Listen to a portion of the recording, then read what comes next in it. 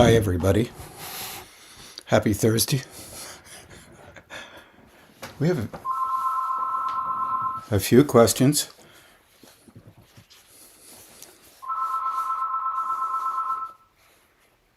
And thanks to everybody who sent them in. This one is from Sonia, and I'll just wait till the phone stops ringing.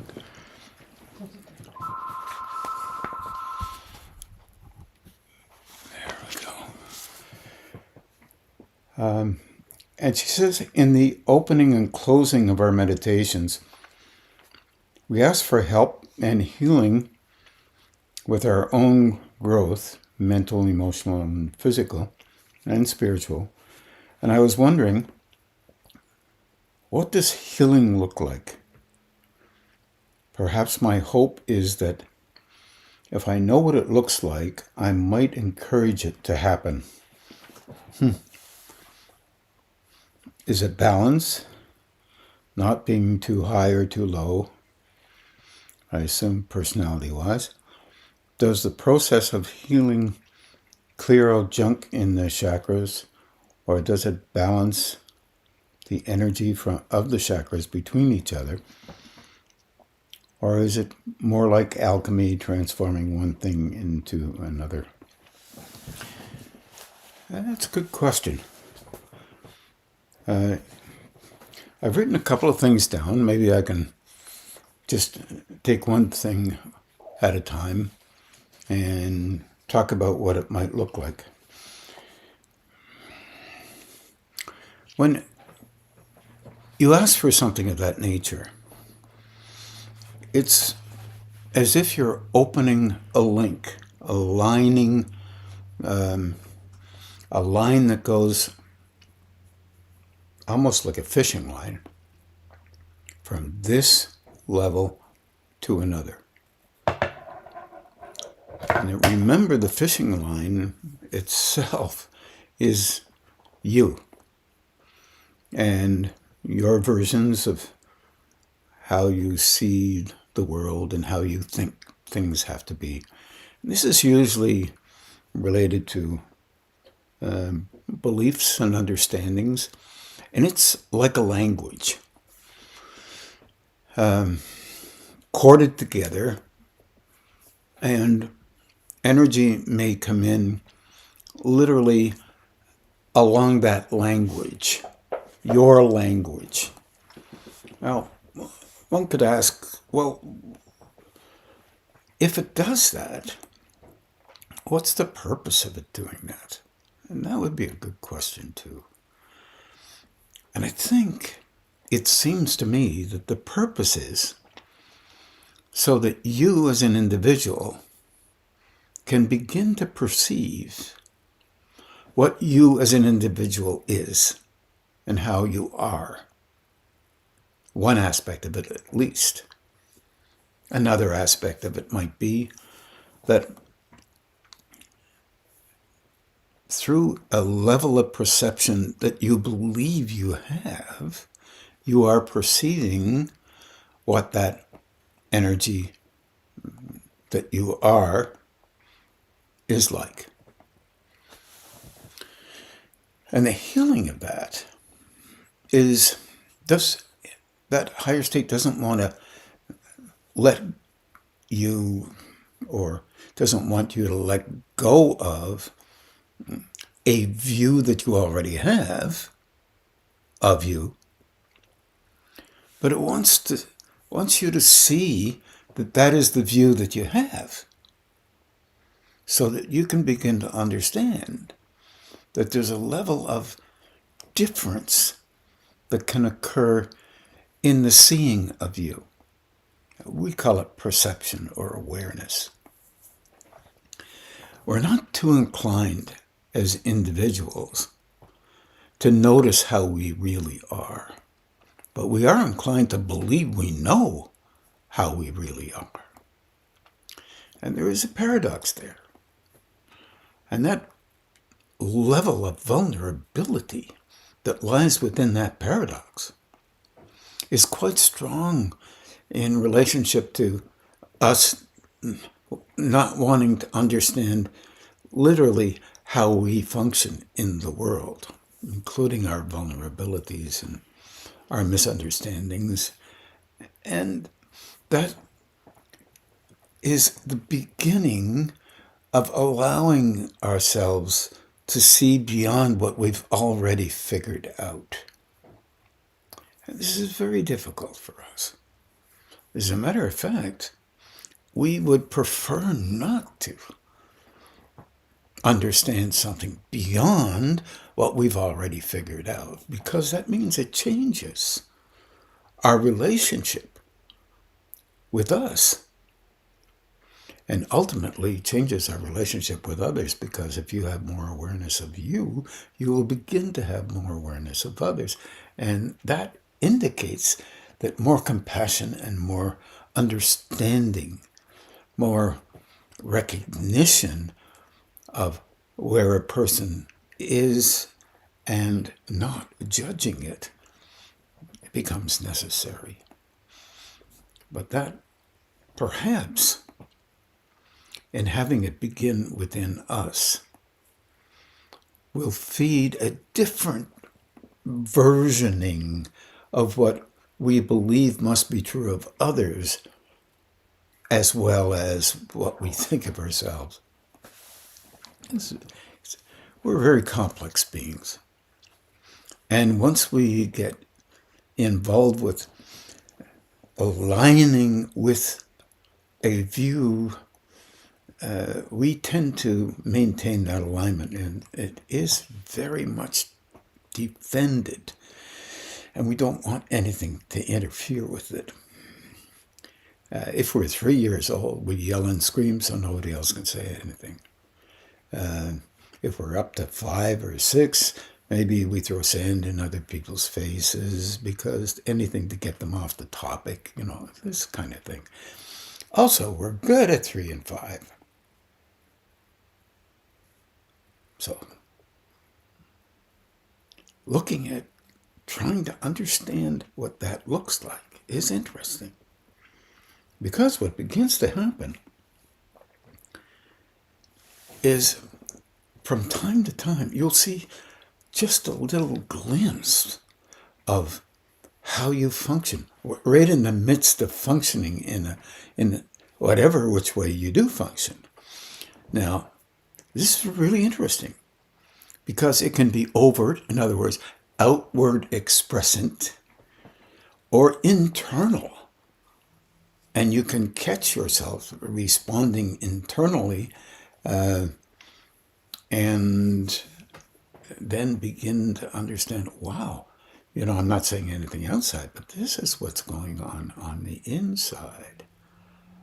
So that's how I respond. Now, I wonder why I'm responding under those conditions. Easy to find out. Someone else isn't acting the way you believe they should, this kind of thing. Or you just might not even know how you act out yourself. And that's possible too. But asking for help in that department, in that area, is an energetic thing. It's a little bit in alignment with, the images that we have put on screens in maybe some seminars, where 2 people are standing, and unknown to them, they are transmitting to each other from different chakras. And that was to show that can happen, and chances are it happens with most people all the time. But it's unknown to those folks. Now, someone can come up and say, well, it's not unknown to me. I can perceive that all the time. Well, in fact, if that's true, really true, then how you said that was ingratiating to your own personality style. And you want to be recognized for that. In our world, that's pretty young. But doesn't matter. It's still there.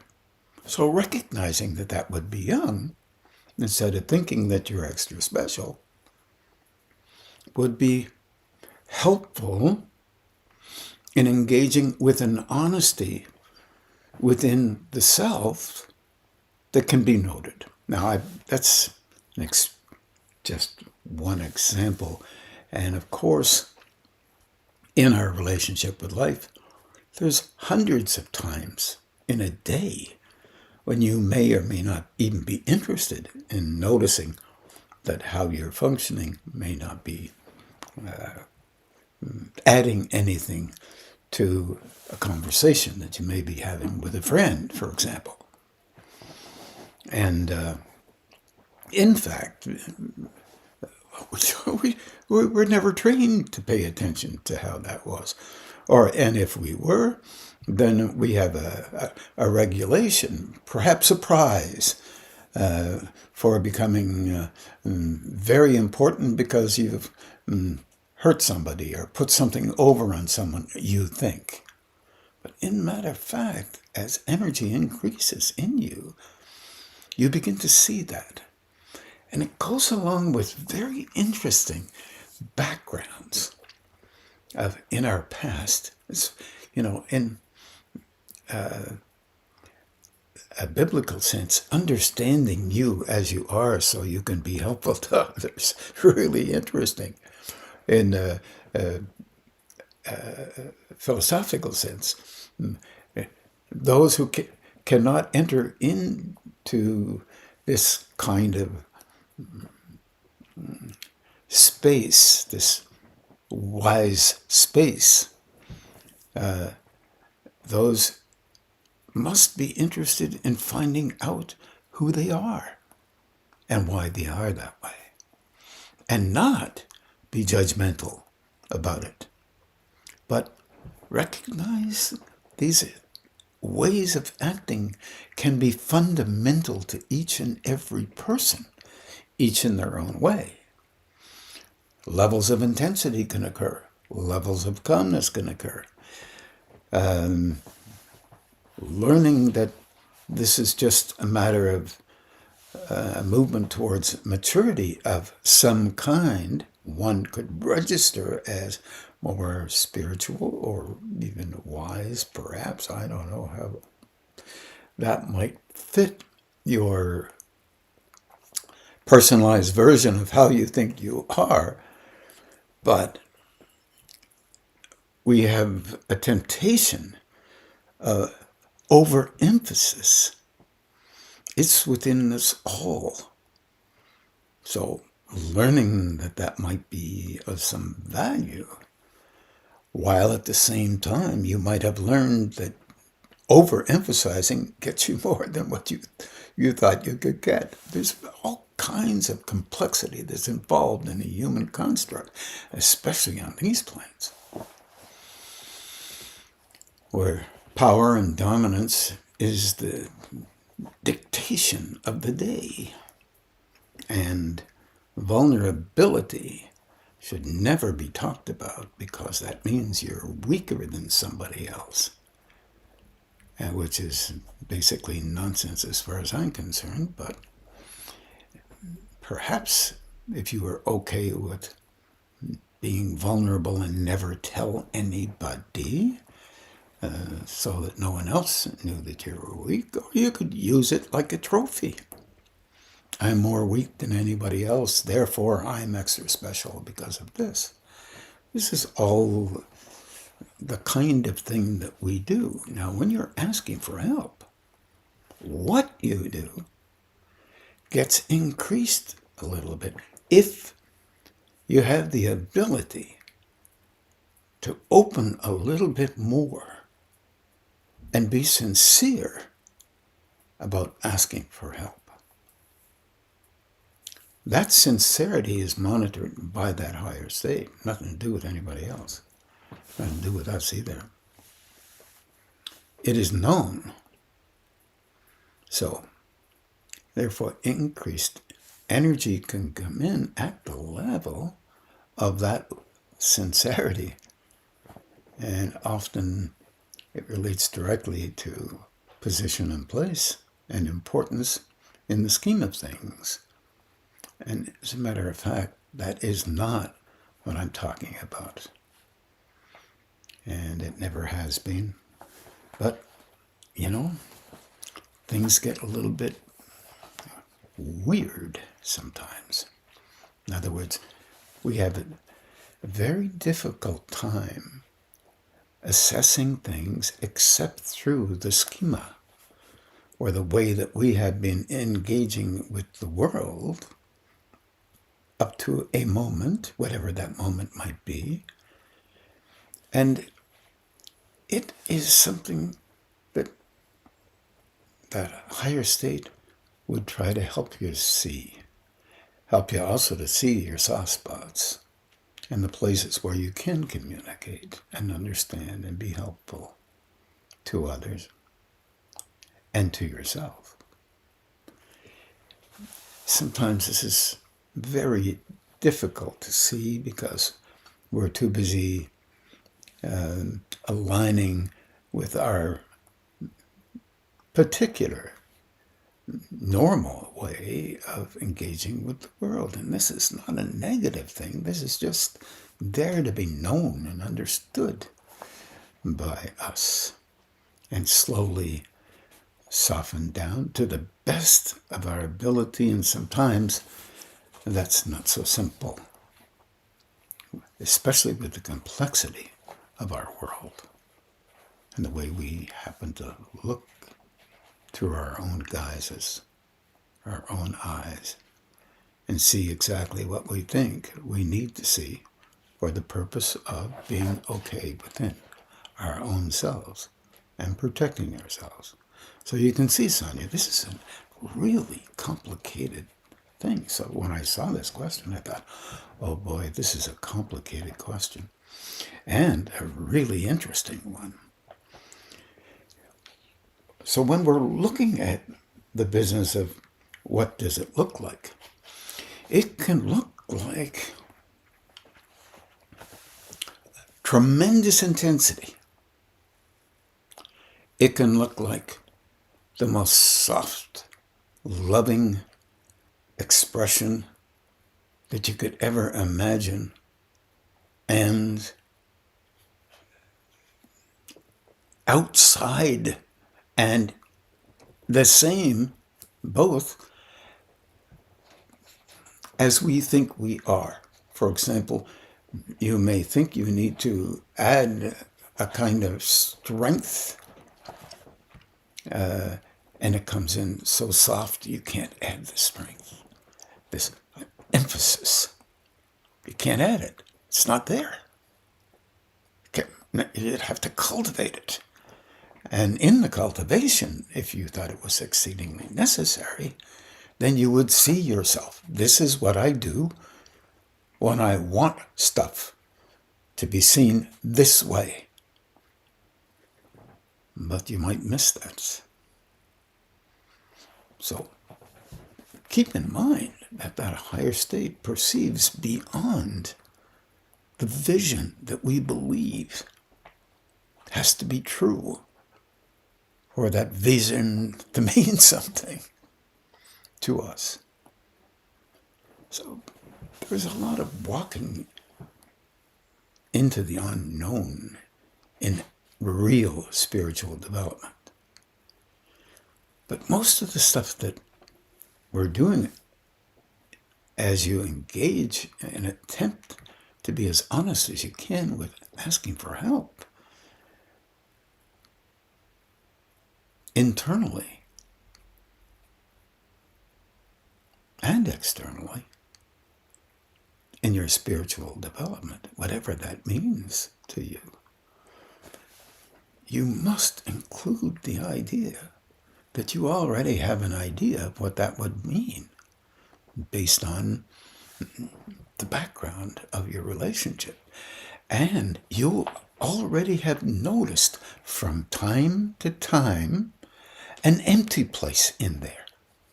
It's like you don't really honestly know what it might be. And then quickly you recover and maintain and refocus, because there's a nervousness in our youthfulness about not getting it right. And a great fear can overtake you. Often called the dark night of the soul. That you are not doing something enough that relates to a certain way of thinking which you have already been trained in. And this is not uncommon. There's tremendous vulnerability in relationship to a defense of a version of being really truly sincere about wanting to grow internally, spiritually. Because you have to add to the mix a personality that was brought up to think exactly and react exactly the way you've been trained to react, whoever you are. And this is not about Sonia, this is about every individual that exists. Plus you have hard times that hit you, that you don't know what to do with. And it's difficult some of those times.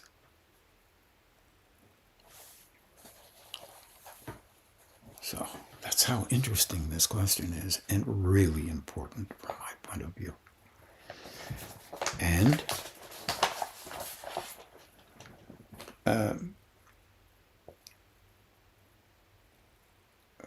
let's see, perhaps my hope is that I know what it looks like. If I know what it looks like, I might encourage it to happen. Is it balance? Well, from my point of view, trying to find some relative balance. And I say relative balance because we can't find a balance outside of the rendering that we engage with in our day-to-day until we can allow ourselves not to necessarily agree with how we function only day-to-day. But here's the deal. We function day-to-day in a particular manner that we're used to using. Even if we put our blinders on and won't allow ourselves to see it, we still do that same functioning. But the rendering of attempting honestly to notice and recognize that finding a balance in that isn't simple because we don't want to. And we do. And we don't. And we do. And it's a dance that we have that goes on inside. Because primarily, but not always, our reflexive responses in our world are out of us before we can stop them. Or they're in us and we don't know what to do with them. If you're not being able to express them, then the tendency will be not to be able to express them. But they're still effectively there. And they're touching us chemically. And if we happen to begin to notice them internally, then we can talk to them. A little against what my father always said to me, don't talk to yourself. But if we can talk to ourselves and just say, easy does it. Do the best you can with it. You're not going to be able to be perfect with it. That's not the issue. But you might allow yourself to see that you have them. And that's part of how you think you need to be able to express an image that functions for you and has functioned for you. And then begin to realize that it's not easy to let that image begin not to act in the most natural way that it has been trained to act. That usually, from my point of view, keeps you pretty humble. If you're sincere about it, you'll catch it. And you'll understand how vulnerable you feel in attempting to find a balance in your life where you can engage with and perceive the softness and subtlety of a higher state, attempting to engage with you, as opposed to using the personality as an important piece of equipment that can engage with this and engage with that, and which by the way is quite normal in our world. We have all kinds of folks that have been out there purporting to be extremely able, and some of them actually have an ability that is different than most. They might be clairvoyant, a little bit clairaudient, clairsentient, whatever that means, in the levels that they occur. And my perspective is that they just can perceive a little bit more of something. And if a whole bunch of people say it's this, then they call it that. That can be spiritual, but not necessarily is it spiritual at all. It can be highly charged, personality focused. And that is the difference. But if you find that balanced spot, you will feel vulnerable often.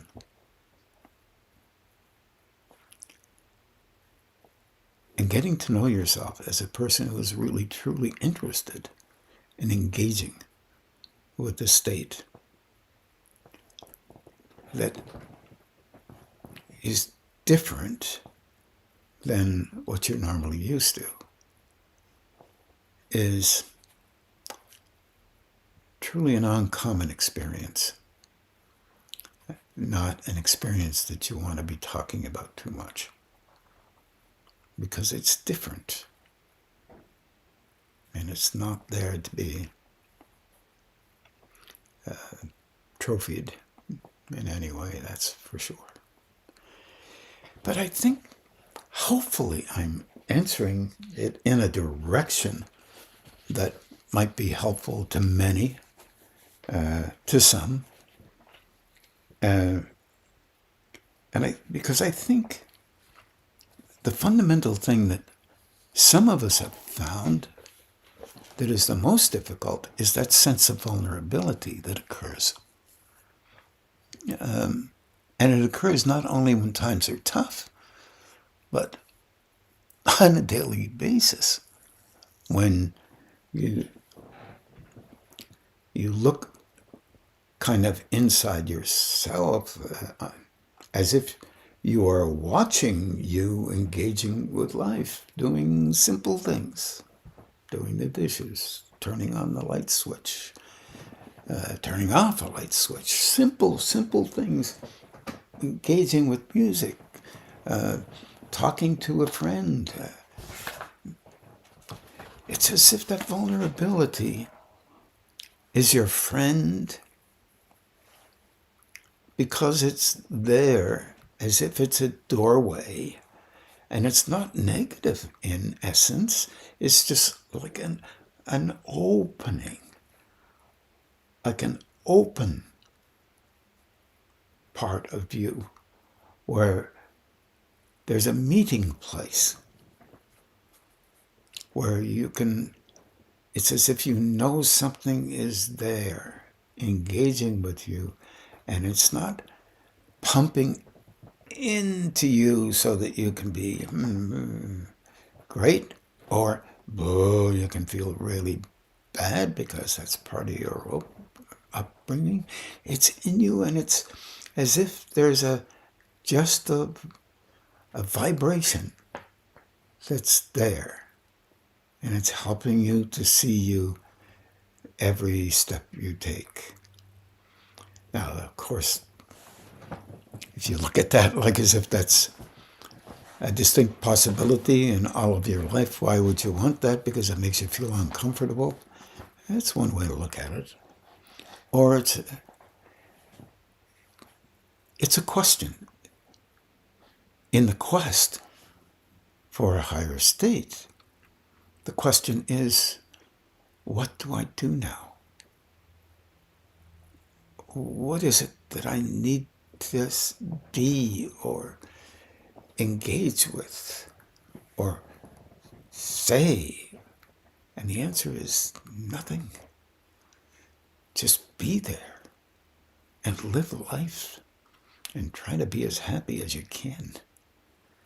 Because it will point in any direction that you point it. If you want to be miserable, you can be miserable. If you want to be anxious, you can be anxious. If you want to be this and you want to be... And then the next question is, yeah, but I can do that anyway. But also, as you engage more, you know that it's there trying to be helpful.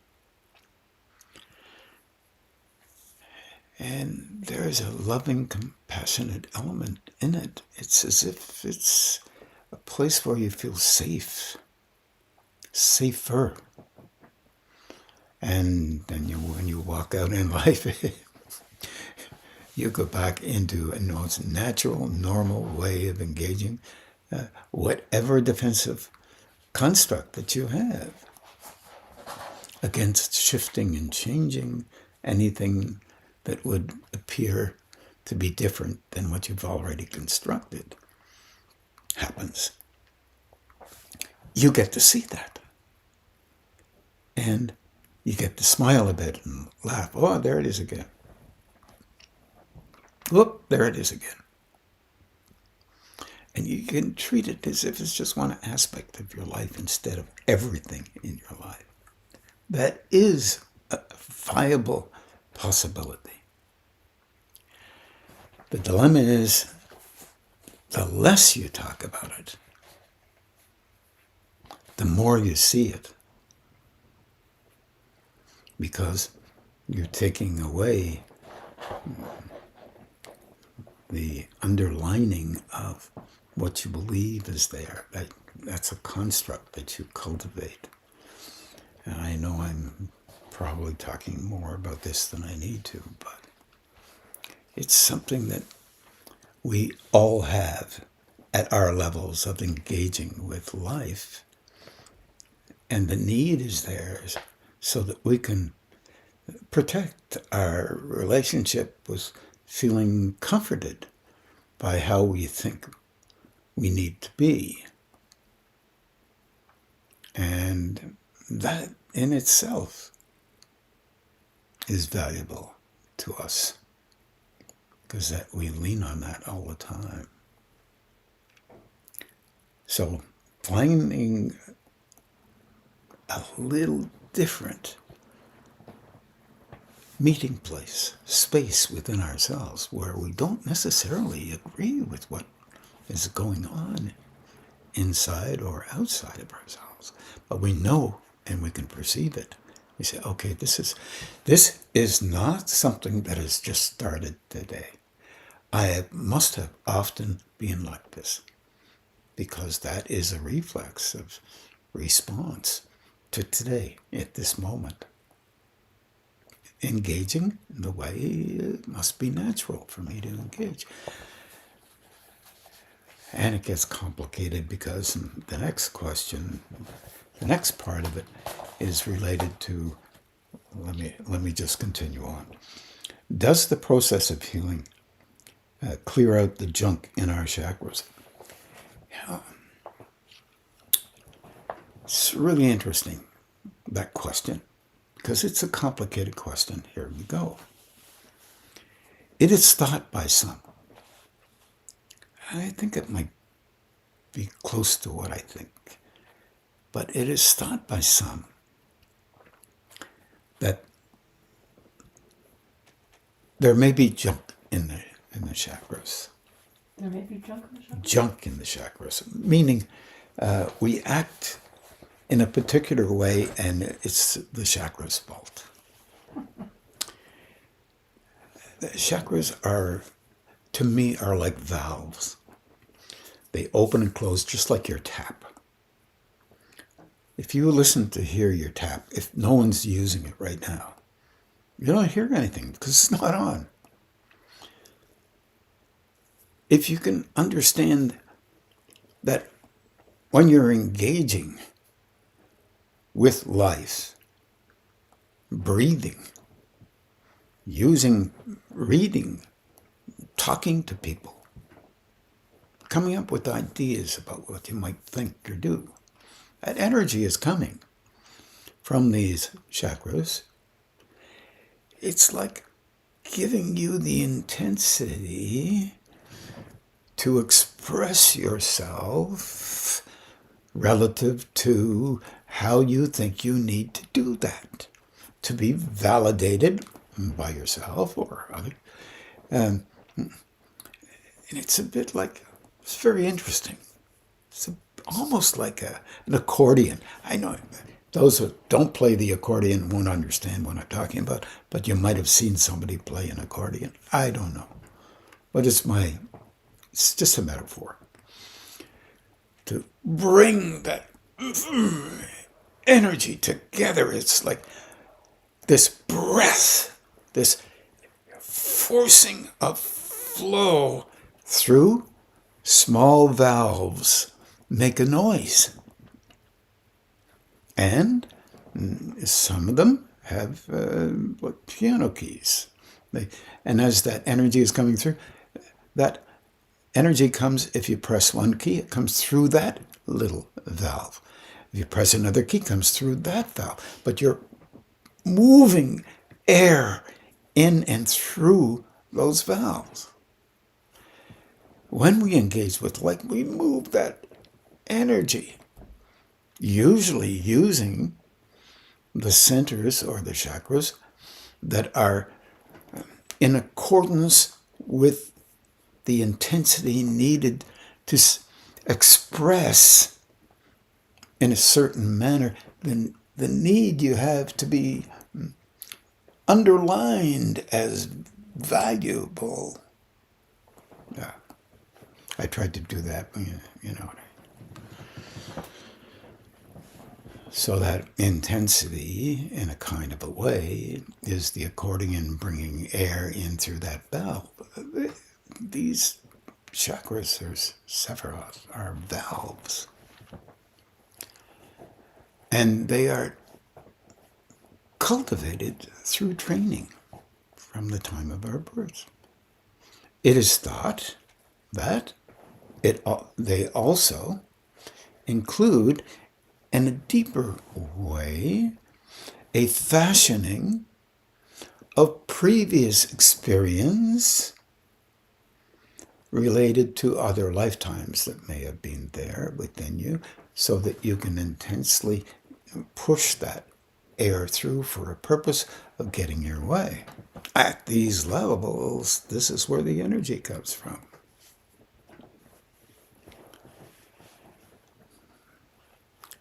Because we need the intensity to express ourselves in a fashion that we believe, according to our style, our mechanism of value that we try to utilize as a personality, and that's only an energy form,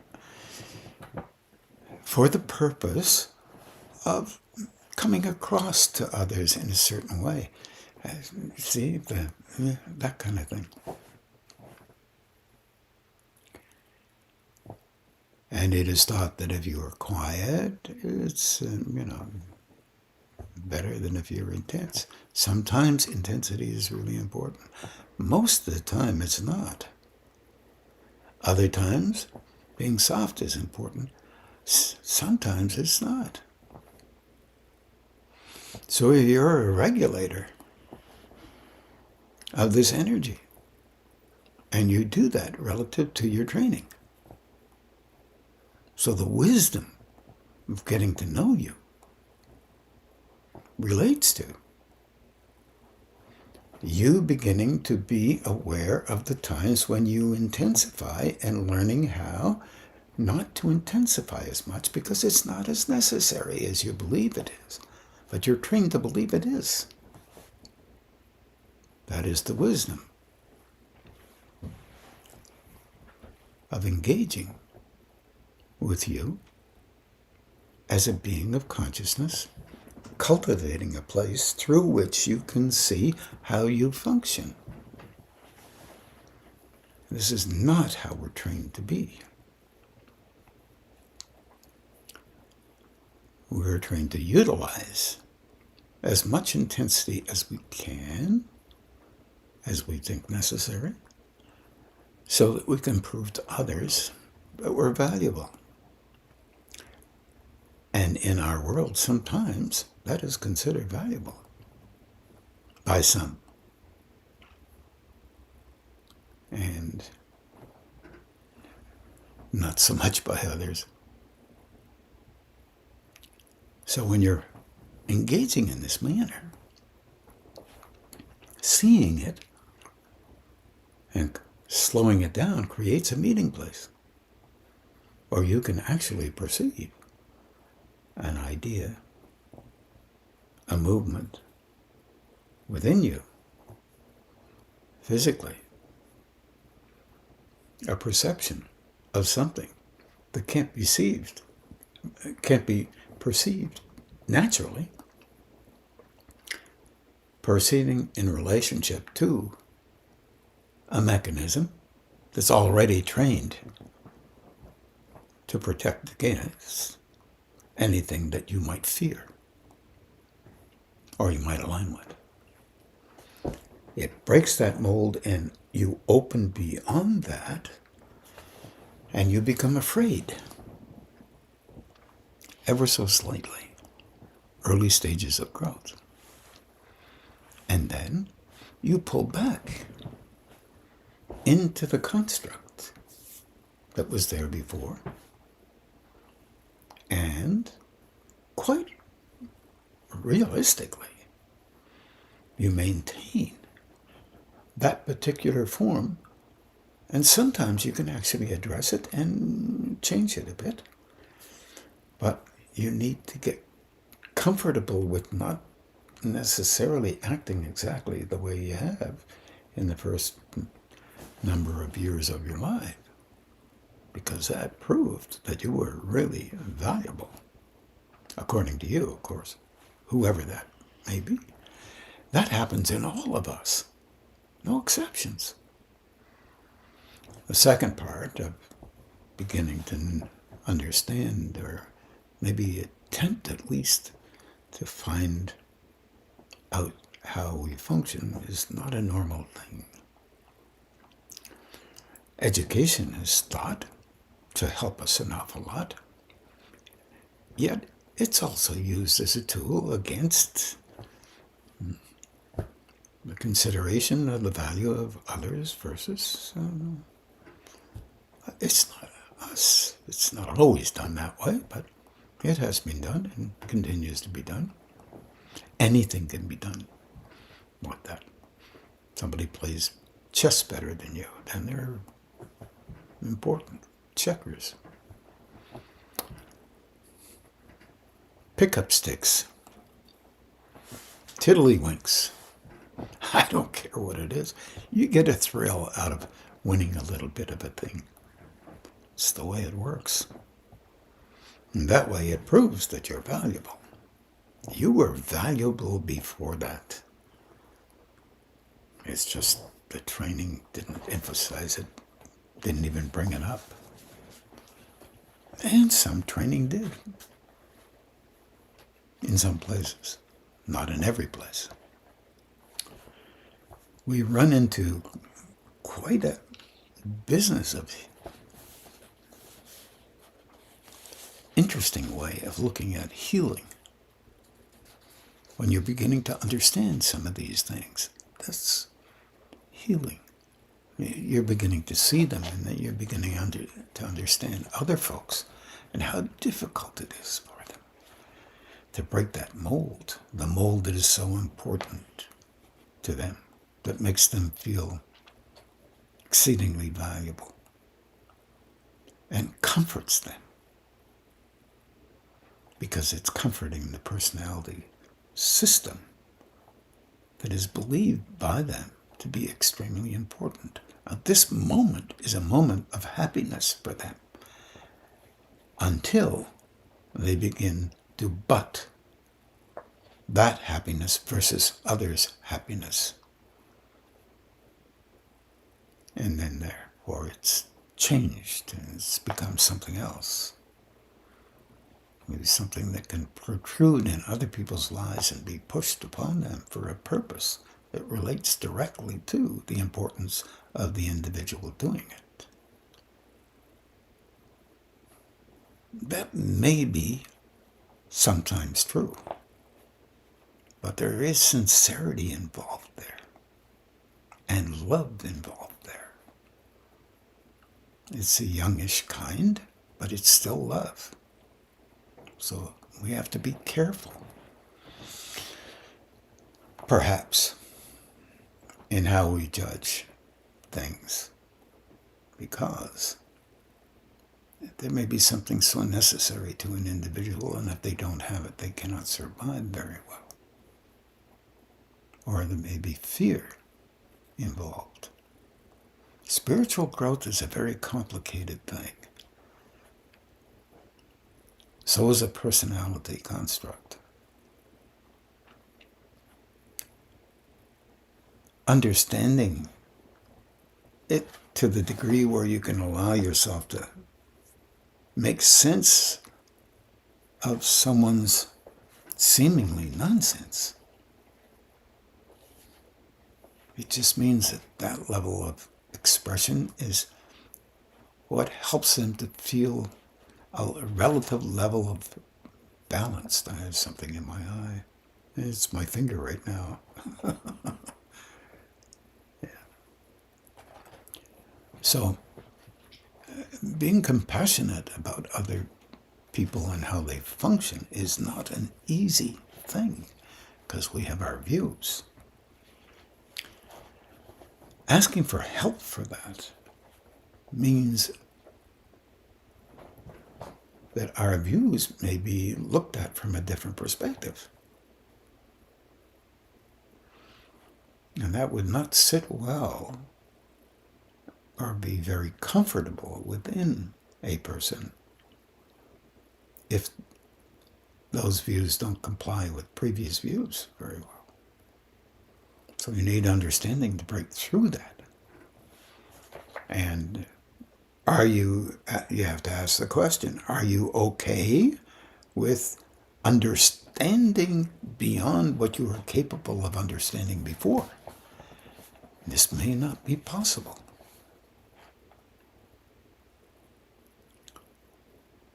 It's very difficult.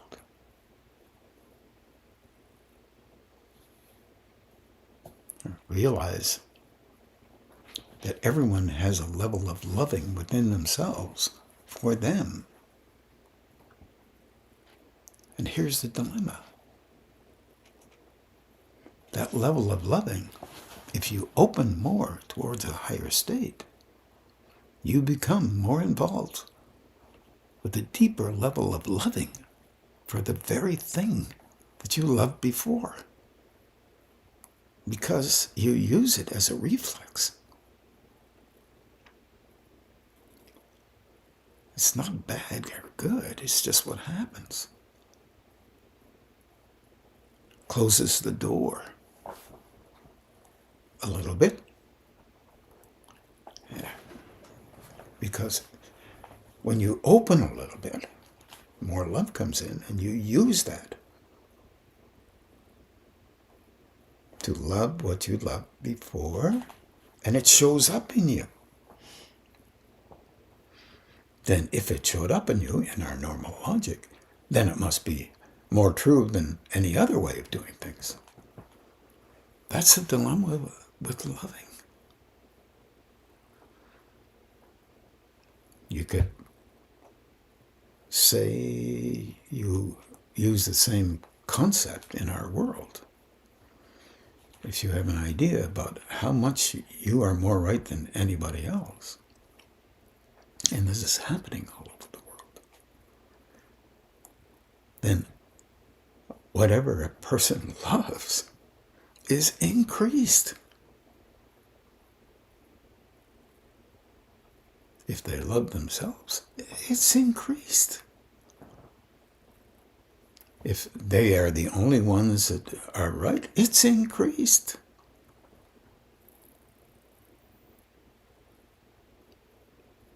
So you have this breakout of tremendous amounts of people loving things that they believe is the best way to be, and that is an act of love that may be touching our planet in a manner that is exasperating to some. But to others, it helps them to think that they're more right in their thinking or expression than anybody else, and all the rest of ideas are no good. This is the nature of humanity, and it has been this way for as long as history has been around.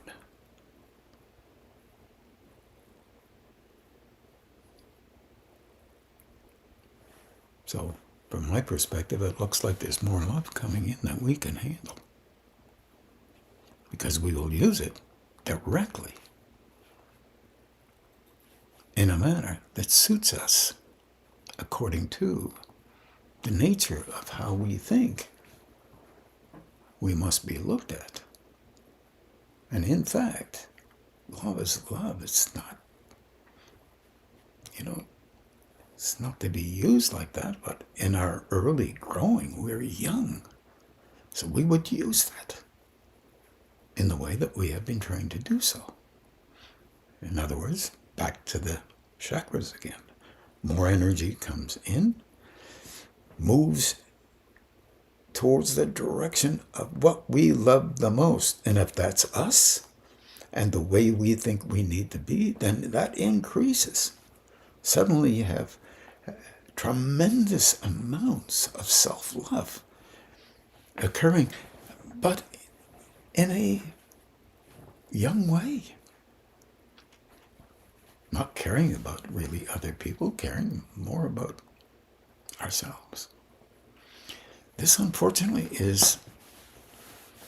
has been fairly consistent. This is just a link from Sonia's question. But wow, holy smokes, this last question.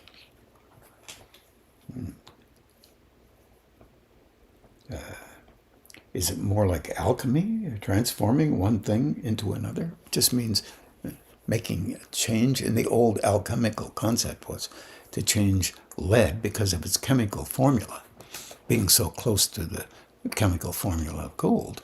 And it was thought that you could use a tincture of some form of chemical where you could change the chemical properties of lead and turn them into gold because it was really close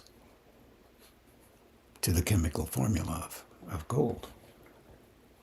And the other question, too, does the process of healing clear out junk in the chakras? I think the junk in the chakras idea, it's possible, nobody knows everything about this stuff, but it's more, can it clear up things within you so you can see them better? Might be the response. And I won't call it junk. I would call it things that tickled your fancy, that you used that were really important in your life to create a valued idea around what you were and what you're not. So we have a very difficult time trying to understand other people. I really don't care who they are. They can be your bosom buddy. They can be your long lost friend, your closest relative, whoever that might be. And you will not understand them perfectly. You will think sometimes you do, but you will have a lot of evidence that you don't. But the person who's trying to understand them doesn't understand themselves perfectly. Might believe you do, but I'm sorry. We are very complicated individuals, and we have internal engagements and responses that we never question. And if we did, we would wonder why we would act that way if we could see them clearer or from a different angle or perspective.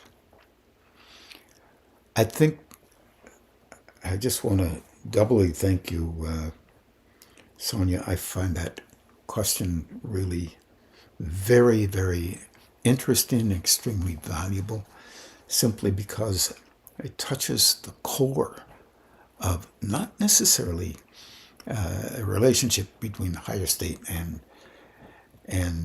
our state.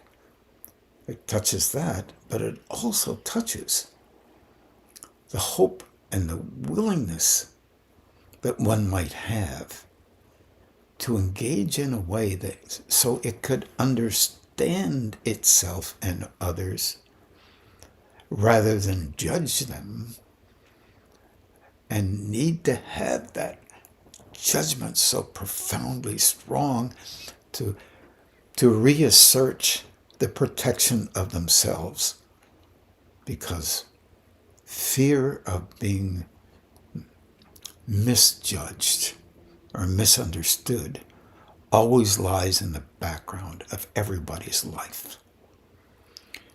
And at the same time, no one really understands how the other person might be that is being judged. Just believe they understand. And that's the construct of how we function on these planes. So linking up a little more has a tendency to soften some of that stuff down through the stimulation of an added perception that moves towards trying to help you to understand versus using that perception to judge others more. And that can also happen under circumstances of a youthful engagement within when recognizing and engaging with others. Thank you very much. I appreciate that. I think right now we're going to meditate, and we have a couple more questions, fortunately, for next Thursday, and we'll get to them then. Have a very good evening of meditation, and I'll bring you out at the end.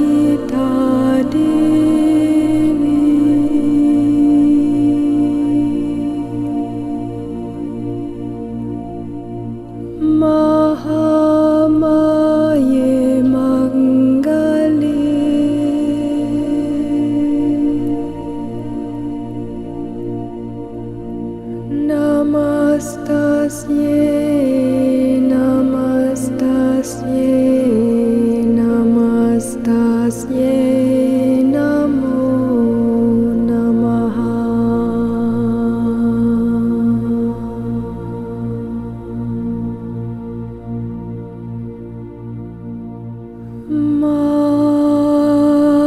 Amba Lalita Devi,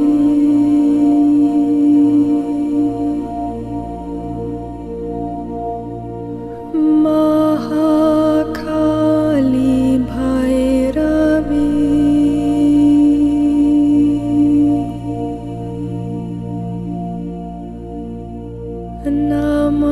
Namastasye, namastasye, namastasye, namo namaha.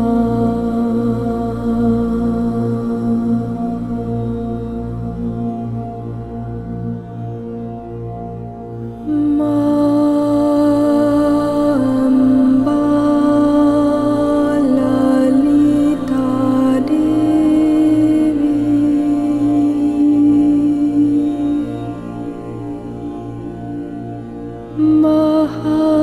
Mahalakshmi Vaishnavi,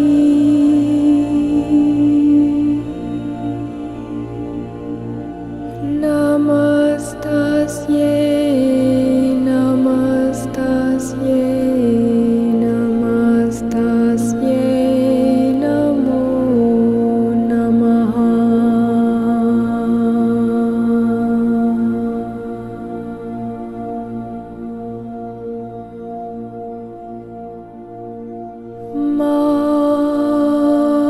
Amba Lalita Devi,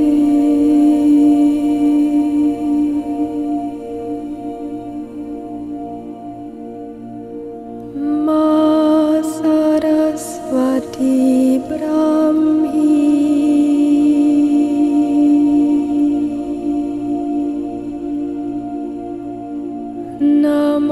Namastasye, namastasye, namastasye, namo namaha.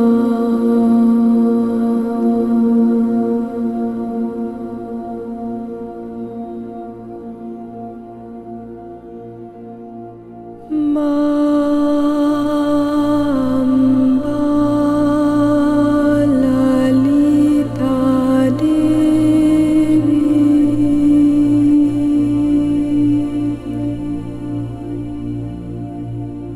Durga Devi Shankari,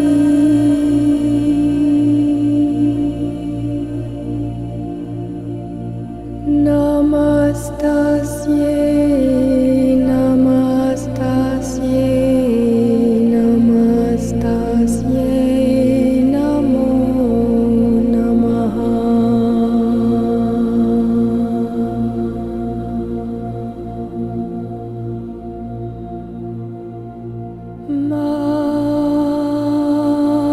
Amba Lalita Devi,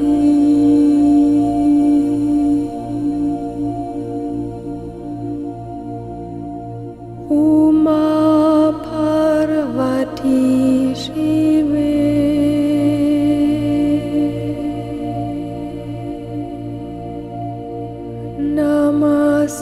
Namastasye, namastasye, namastasye, namo namaha.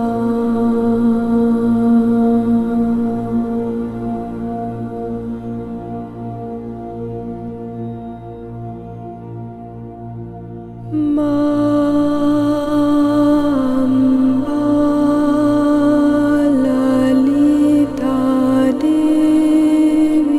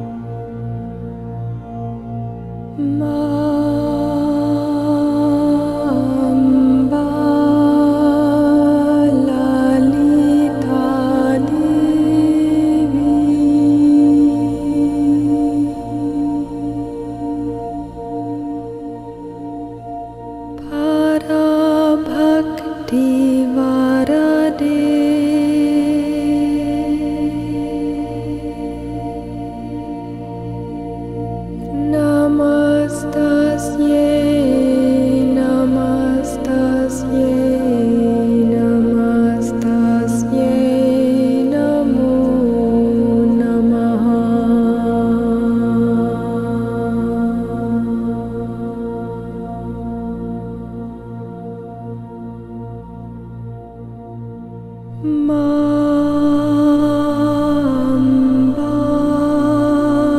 Lalita Devi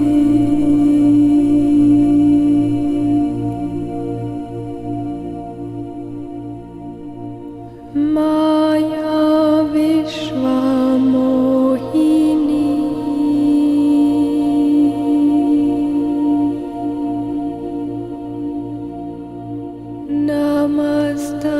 Namastasye, Namastasye, Namastasye, Namo Namaha.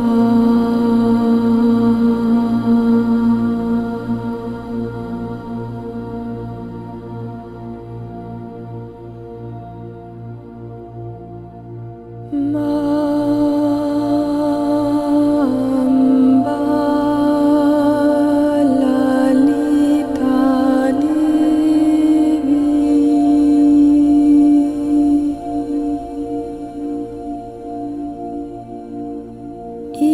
Ishwari Narayani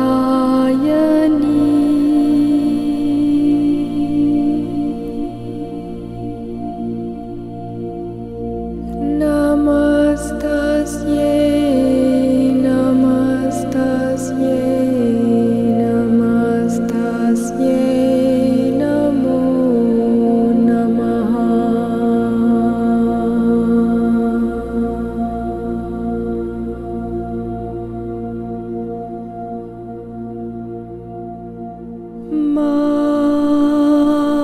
Mamba Lalita Devi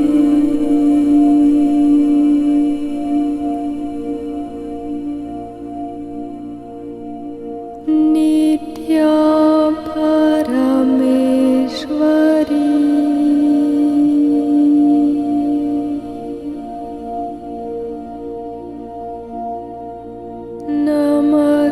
Namastasye, Namastasye, Namastasye, Namo Namaha.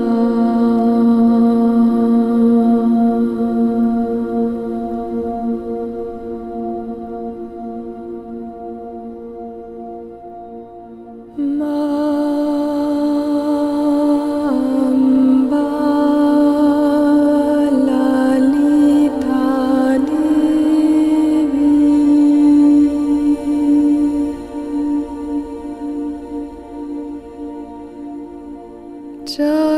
Jagadambe Janani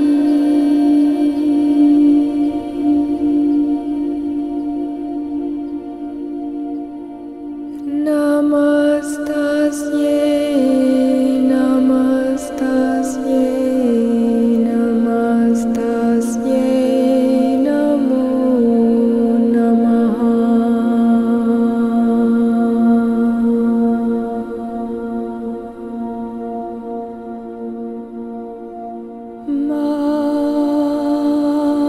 Mamba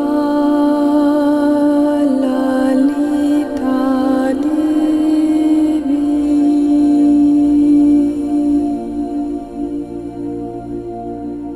Tvam Ananda Sagari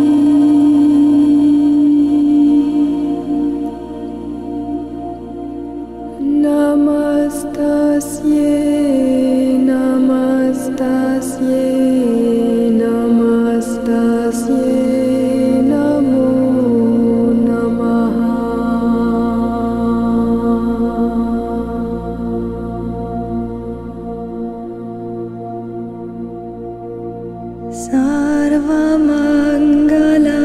Sarvamangalamangale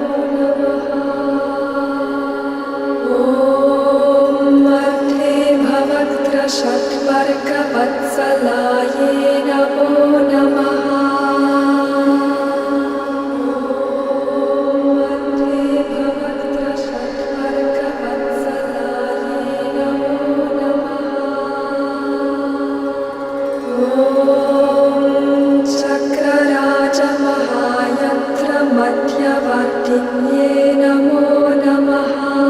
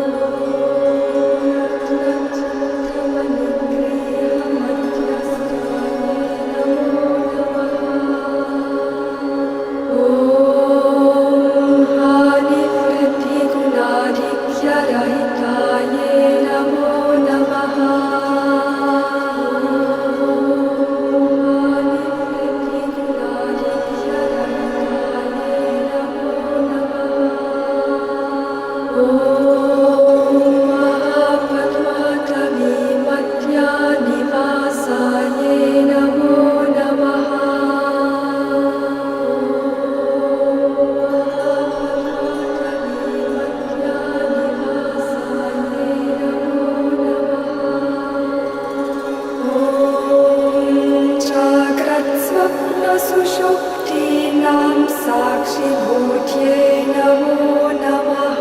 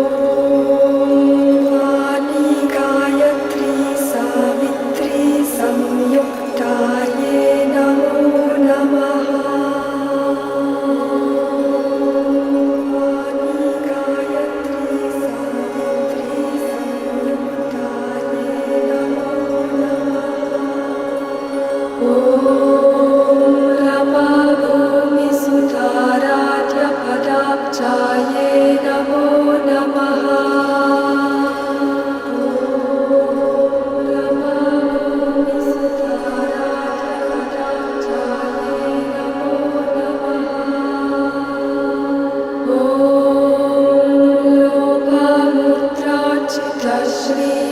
Sharanaye namo namaha.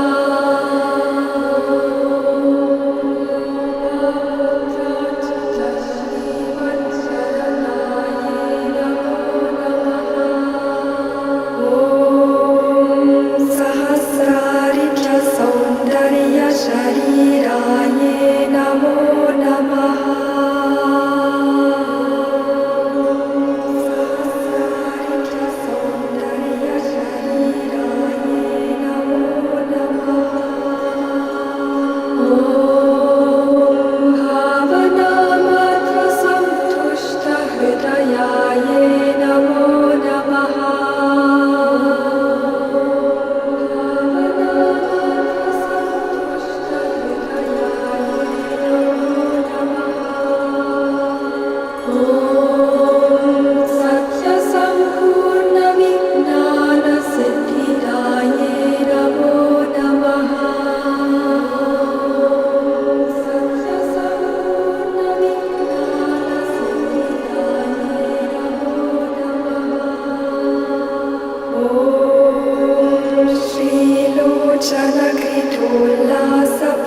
Chanakritullasapalladaye namo namaha.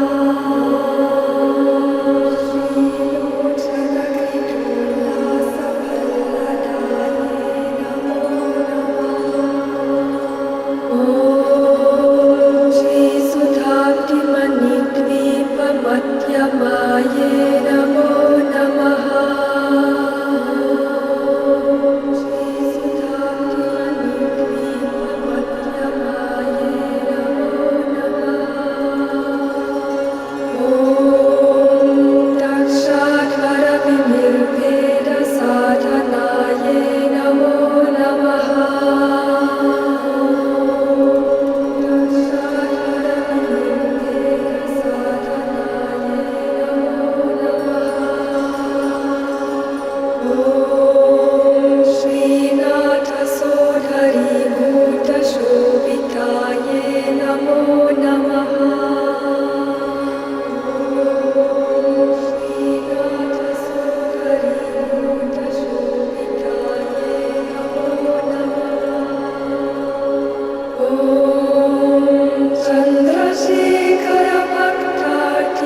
Chandrasekharabhaktartibhanjanaye namo namaha.